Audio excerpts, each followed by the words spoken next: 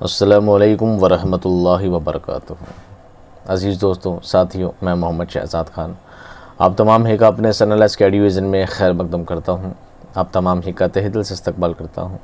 उम्मीद करता हूँ आप तमाम ही खैर आफियत से होंगे और खुश खुर्रम ज़िंदगी गुजार रहे होंगे। दोस्तों, आज हमारा टॉपिक है फ़ानी बदायूनी। आपके निसाब में 9 सेकंड ग्रेड के निसाब में 9 गज़ल को शुअरा के बारे में ज़िक्र है, यानी 9 शुअरा की गज़लें आपको दी गई है, तो आपको उनकी गज़लें भी याद करनी है, साथ में उन गज़ल को शुअरा की भी सवाना हयात आपको याद करनी है। लेकिन आपको याद होगा कि गज़ल को शुअरा के अलावा और गज़लों के अलावा आपको एक अलग टॉपिक भी दिया गया है, जदीद गज़ल को शुअरा और जदीद नज़्म को शुअरा। तो फ़ानी बदायूनी का नाम उसमें भी ऐड है और साथ में फ़ानी बदायूनी की गज़ल भी है। इसका मतलब फ़ानी बदायूनी से सवालात आपके ज़्यादा बनने के इम्कान रहते हैं, ज़्यादा इंपॉर्टेंट इससे सवाल पूछे जा सकते हैं।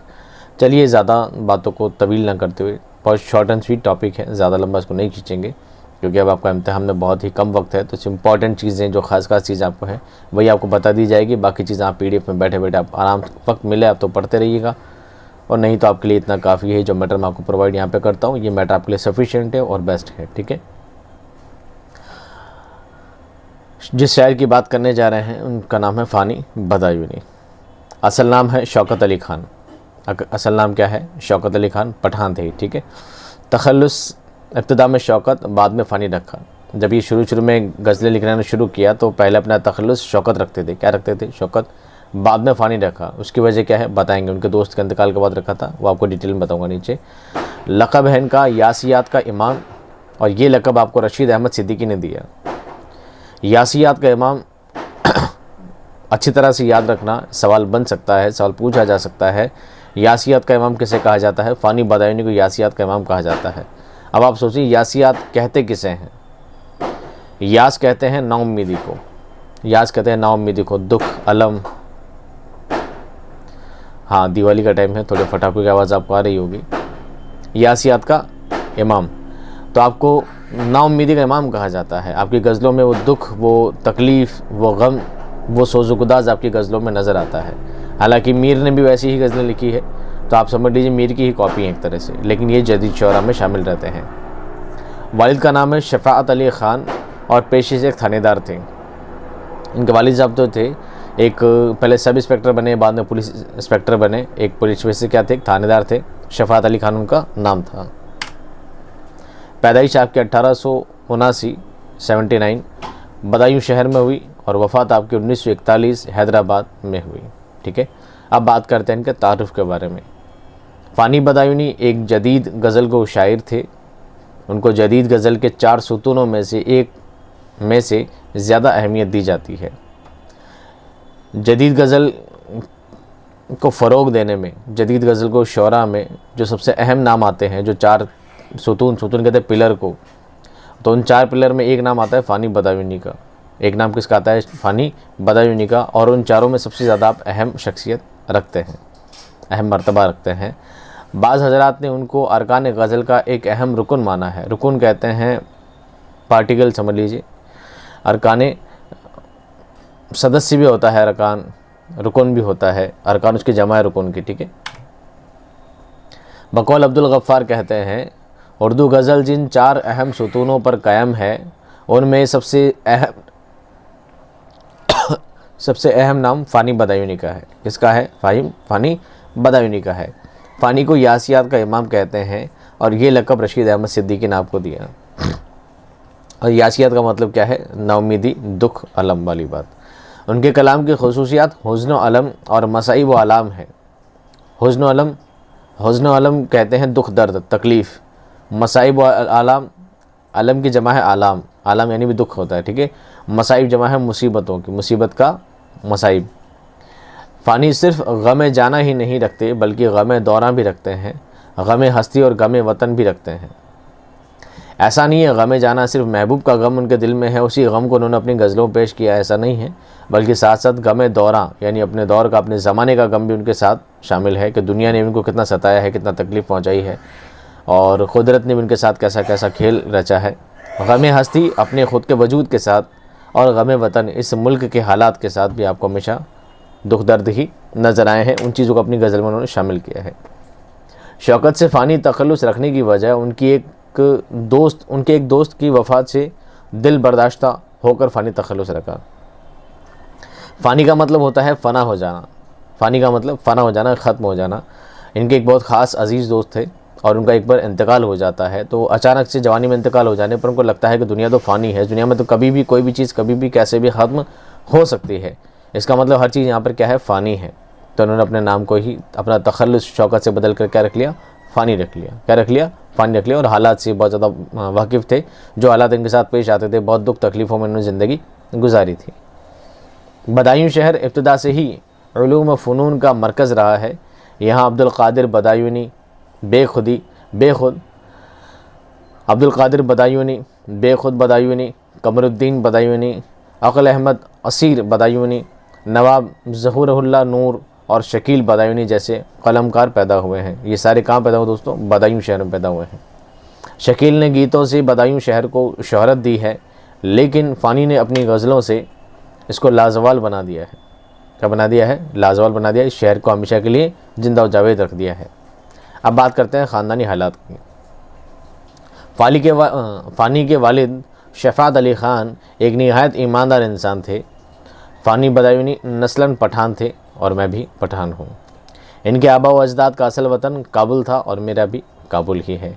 इनके अजदाद में असालत अली ख़ान काबुल यानी अफ़गानिस्तान से शाह आलम के ज़माने में हिंदुस्तान आए थे। किसके ज़माने में, शाह आलम के ज़माने में इनके एक बुज़ुर्ग थे असालत अली ख़ान, वो कहाँ थे, काबुल से, यानी अफ़गानिस्तान से कहाँ थे, हिंदुस्तान आ गए थे। और मैं भी अफ़गानिस्तान काबुल से ही बिलोंग करता हूँ और मैं भी नस्लन पठान हूँ। और फ़ानी के ख़ानदान का ताल्लुक़ यूसुफ़ज़ई अफ़गानों के उम्र खय्यल कबीले से था। अब मेरा ताल्लुक़ उम्र खैल भी पढ़ सकते हैं, उम्र खय्यल भी पढ़ सकते हैं, उम्र खैल पढ़ लीजिए। उम्र खैल कबीले से तो मेरा ताल्लुक़ नहीं है, लेकिन हाँ, मैं भी यूसुफ़ज़ई अफ़गानों से ही मेरा ताल्लुक़ है। मैं भी उन्हीं निस्बत से बिलोंग करता हूँ, उन्हीं ख़ानदान से मेरा भी ताल्लुक़ रहता है। मेरा यानी सैफ़ी शहज़ाद खान का ताल्लुक़ की बात की जाए दोस्तों, तो इनका ताल्लुक़ रहता है यूसुफ़ज़ई अफ़गानों में। ये पठानों की एक नस्ल है, ठीक है, पठानों की नस्ल है यूसुफ़ज़ई अफ़गान। बात करते हैं तालीम की, तो फ़ानी ने इब्तिदाई तालीम घर पर ही हासिल की थी। उसके बाद बदायूं से ही उन्होंने 1897 में इंटर्न्स का इम्तहान पास किया।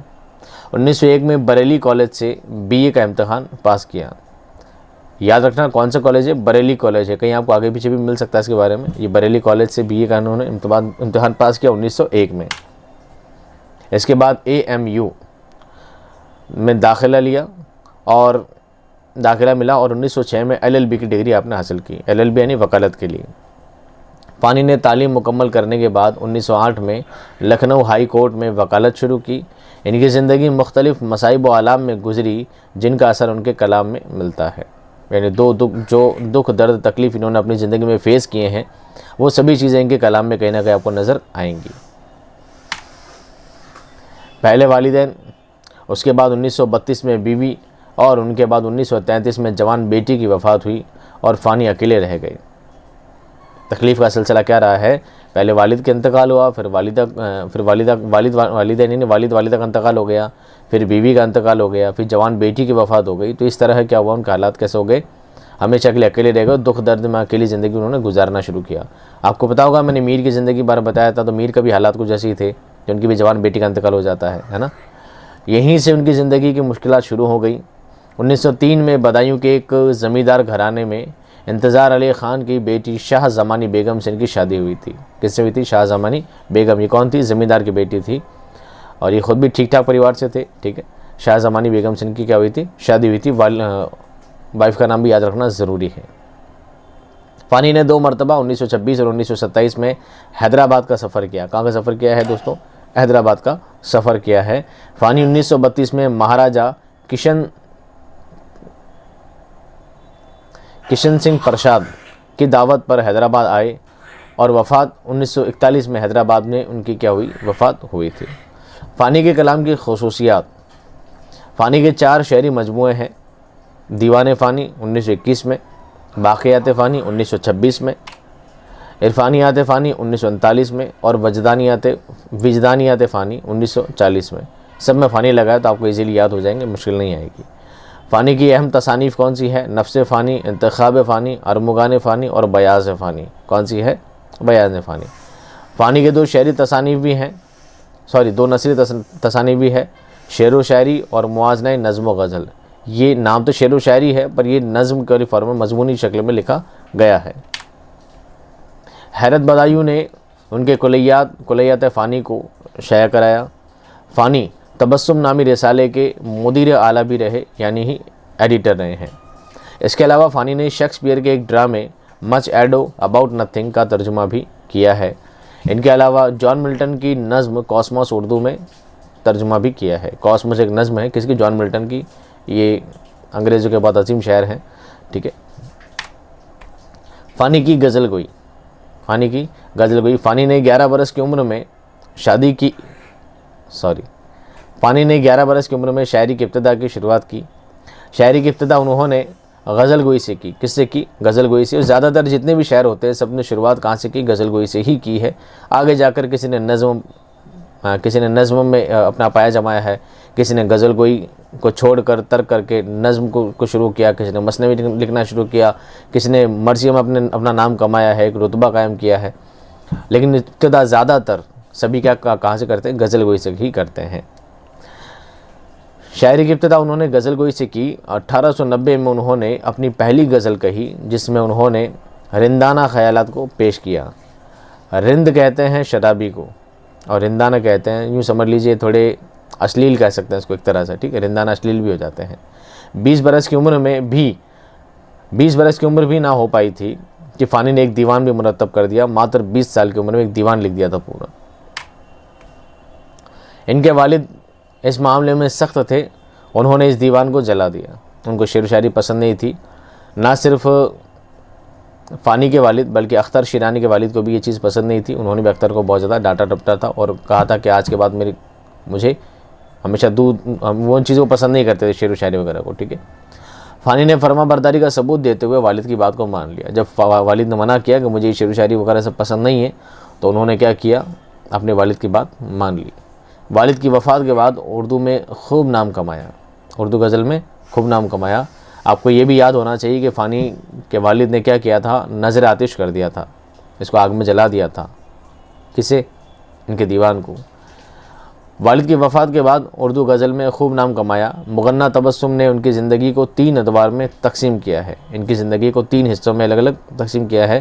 पहला जो दौर है तरबियत से 1906 तक का जो दौर है, इसमें क्या होता है? लेकिन इसके बाद 1906 से 1917 तक फ़ानी ने शायरी से किनारा कर लिया। तरबियत से 1906 तक ये कुछ ना कुछ टूटी फूटी चीज़ें लिखते रहते थे, दीवान मुरतब कर दिया था, सब कुछ कर दिया था। लेकिन वालिद के मना करने के बाद 1906 से लेकर 1917 तक ऑलमोस्ट 10 साल तक आपने कुछ भी नहीं लिखा। दूसरा दौर 1917 से शुरू होता है। इस दौर में उन्होंने मुख्तलिफ हादसात और इनकलाबात को देखा। इस दौर में उनकी शायरी शबाब पर थी, शबाब कहते हैं जवानी को, बिल्कुल उरूज पर थी। इसी दौर में उन्होंने अपनी शहर आफाक गज़लें माले सोज़े गम हाय निहानी देखते जाओ, और ये आपके निसाब में भी शामिल है, सेकंड ग्रेड में। और दूसरी ये गज़ल है दुनिया मेरी बला जाने महंगी है या सस्ती है, मौत मिले तो मुफ्त ना लूँ, हस्ती की क्या हस्ती है। बहुत शानदार गज़ल है और 10th क्लास में इसको शामिल किया गया है। इसके बाद तीसरा दौर है जो 1927 से शुरू होता है। इस दौर में इरफानियात फ़ानी और विजदानियात फ़ानी शाया हुए हैं। फ़ानी अल्लामा इकबाल के हम असर शायर हैं। अल्लामा इकबाल का जो दौर है उसी दौर में फ़ानी भी रहे हैं। मीर और गालिब की तरह अल्लामा इकबाल और फ़ानी की शायरी का भी असल महवर बका की आरज़ू और तलाश रहा है। इंसान से पहचान, इंसान अपने आप को पहचाने, उसको किस लिए पैदा किया गया है, उसे किस लिए दुनिया में भेजा गया है, इन सभी का ये अहम मकसद था। और सभी कहीं ना कहीं खुदा से अटैचमेंट रखते थे। एक तसव्वुफ़ाना इनका लहजा कहीं ना कहीं नज़र आता था। इकबाल और फ़ानी दोनों हम असर हैं, लेकिन इनका अंदाज़ बयान और तर्ज अलग है। इकबाल ने नज़्म में नाम कमाया है, जबकि फ़ानी ने गज़ल में नाम कमाया है। दोनों ही एक ही ज़माने के शायर हैं, दोनों का मोटो भी एक है, लेकिन दोनों का बयान करने का तरीका बिल्कुल अलग है। इकबाल की यहाँ ज़िंदगी की बेसिबाती कोई मसला नहीं, जबकि फ़ानी का नग़्मा अलम इसी एहसास का नतीजा है। फ़ानी के कलाम में दर्द की शिद्दत, तकलीफ़, परेशानियाँ, मुसीबत व अलम सब नज़र आते हैं। इकबाल की ऐसी चीज़ें कुछ नज़र नहीं आती है। इकबाल माजी के आईने में मुस्तकबिल को देखते हैं, जबकि फ़ानी के लिए मुस्तकबिल के आईने जंगार थे, उनको आगे से कोई लेना देना नहीं था। वो तो अभी तक की ज़िंदगी लिखते हैं जो उन्होंने गुजारी है। फ़ानी की शायरी में हुज़्न व अलम, यास और नाउम्मीदी की लहरें मिलती हैं और पढ़ने वालों को उनका एहसास भी होता है। जब इंसान फ़ानी के कलाम पढ़ता है तो पता लगता है कि फ़ानी ने किस दर्द में, किस तकलीफ़ में, किस परेशानी के साथ इस सारे मैटर को लिखा है। इन सब चीज़ों को उन्होंने किस कैफियत के साथ लिखा है, पढ़ने वाला उन चीज़ों को महसूस कर सकता है। अब आखिरी बात करते हैं खसूसियात कलाम की। किनकी खसूसियात कलाम की? फ़ानी के कलाम का ख़ास हिस्सा, भाग हुज़्न यास है, यानी गम और नाउम्मीदी है। हुज़्न कहते हैं गम को, यास कहते हैं नाउम्मीदी। सोज़ो गुदाज और हुज़्न यास मीर के कलाम का भी जुज़ू है, लेकिन फ़ानी के कलाम में ये चीज़ लज्जत बख्श है, इंसान को पढ़ने में एक लज्जत फ़राहम करता है। ये फ़ानी के फ़न का कमाल है कि इंसान गम से फ़रार नहीं चाहता, बल्कि गम में अबदी सुकून और सुरूर पाता है। एक तो होता है कि गम में इंसान टूट जाता है, गम में इंसान टूट जाता है और गम में ज़िंदगी गुजारा करता है, गम से भागना चाहता है, गम से छुटकारा चाहता है। लेकिन फ़ानी का गम ऐसा गम है कि उसे गम में रह कर ही कर लगी, गम ही गम में एक अलग सुकून नज़र आता है कि अब तो गम ही मेरा साथी है, अब तो गम ही मेरा साथी है जो मुझे कभी छोड़ के जाना ही नहीं चाहता है। तो वो उस गम में ही एक खुशी, एक सुरूर महसूस करने, उस गम में ही सुकून महसूस करने लग जाता है। ऐसा कलाम फ़ानी का नज़र आता है आपको। ज़िंदगी की नाहमवारियों और नामुरादियों में फ़ानी मीर तकी मीर के हमनवा हैं। जैसे हालात मीर के साथ पेश आए हैं, वैसे ही हालात ऑलमोस्ट लगभग फ़ानी के साथ भी वैसी ज़िंदगी दुख दर्द वाली गुजरी है। इसलिए दोनों के कलाम में भी काफ़ी हद तक यकसानियत नज़र आती है। लेकिन फ़ानी शायरी में हाली से ज़्यादा मुतासिर हैं उनके मुख्तलिफ़ गज़लों में। मसलन इल्म, दार फ़ानी, गम्माज़ी और मुख्तलिफ़ क़ताआत में हाली का रंग नुमाया है। जिस तरह हाली लिखते हैं, उनका हाली से बहुत ज़्यादा मुतासिर हैं, प्रभावित हैं। फ़ानी के कलाम में मौत, कब्र और उससे मुताल्लिक़ चीज़ों का तज़किरा मिलता है। फ़ानी के कलाम में जगह जगह मौत की बात आती है, कब्र की बात आती है और उनसे रिलेटेड जो भी चीज़ें हो सकती है वो चीज़ें बार बार अपने कलाम में लिखा करते हैं। फ़ानी की ज़िंदगी गम व अलम का मजमुआ है, इसलिए उनके यहाँ शिद्दत एहसास बहुत ज़्यादा है। गज़ल का महबूब तरीन मौजू इश्क है। आपको पता है गज़ल का ख़ास मौजू क्या है? गज़ल का मतलब क्या है? गज़ल का लफ्ज़ी माने क्या है? औरतों की बातें करना या औरतों के बारे में बातें करना, हुस्न इश्क की बातें करना, यही गज़ल का मौजू था। लेकिन फ़ानी के यहाँ गम की शिद्दत नज़र आती है, इश्क मोहब्बत नज़र नहीं आता, बल्कि गम की शिद्दत नज़र आती है। यानी उन्होंने अपनी गज़लों में गमों की तर्जुमानी की है, गमों को अलग अलग अंदाज में पेश करने का काम किया है। फ़ानी के कलाम में गुरबत बहुत इस्तेमाल हुआ है। लफ्ज़ पूछा जा सकता है कि किसके कलाम में सबसे ज़्यादा लफ्ज़ गुरबत शामिल हुआ है, वो फ़ानी कलाम। गुरबत कहते हैं गरीबी को भी, आजिज़ी भी में भी शामिल होता है गुरबत। तो गुरबत लफ्ज़ आप बहुत ज़्यादा इस्तेमाल करते हैं अपनी गज़लों में। फ़ानी को क़ुनूतियत का शायर भी माना जाता है, ये उनकी गज़लों की खुसूसियत भी है, ख़ासियत भी है। तमाम बातों का ख़ुलासा ये है कि फ़ानी एक गम व अलम के शायर हैं, ये असर उनके कलाम में नज़र आता है। यहाँ पर आपका टॉपिक होता है दोस्तों ओवर। इससे ज़्यादा और कोई बात नहीं है जो फ़ानी के बारे में आपसे पूछी जाएंगी। आप इतनी बातें याद कर लें तो भी आपके लिए क्या है, बहुत है। अब तक मैं आपको 19 पेज पढ़ा चुका हूँ। इसके बाद 20 पेज के बाद पहले है फ़ानी बदायूनी की हयात और ख़िदमत का मुख्तसर जायज़ा। जब आपको PDF दी जाती है तो आप कोशिश करें कि आप एक बार मुख्तसर जायज़ा भी पढ़ लें। अब 20 के बाद 20, 21, 22, 23, 24, 25, 26, 27, 28, 29, 32, 34, 20 से लेकर 38 पेज तक मुख्तसर खुलासा है। आप कम से कम PDF मिलने के बाद इसको तो पढ़ें ही पढ़ें। हालांकि याद करें ना करें कोई दिक्कत नहीं है, लेकिन एक बार पढ़ें ताकि आपको चीज़ें ढंग से समझ में आए और जो मैंने पढ़ाया है वो चीज़ सबसे ज़्यादा क्या है, इम्पॉर्टेंट है। अब बात करते हैं फ़ानी की बदायूनी की हयात और ख़िदमत का तफसीली जायज़ा। ये जो चीज़ है ये बहुत ज़्यादा बड़ी है। ये पेज नंबर 39 से स्टार्ट है और ये करीब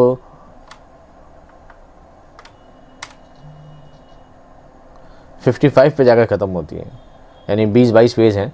टोटल 55 पेज का है, मैंने आपको 19 पेज पढ़ा दिए हैं। बाकी आप PDF में लेते रहिएगा, आराम से बैठ के पढ़ते रहिएगा। इंपॉर्टेंट जो टॉपिक थे वो मैं आपको पढ़ा चुका हूँ, बाकी चीज़ आपको PDF में लगता है ज़रूरी है तो आप पढ़िएगा। मिलता हूँ दोस्तों आपको नेक्स्ट क्लास में, तब तक खुश रहिए, आबाद रहिए, खुदा हाफिज़।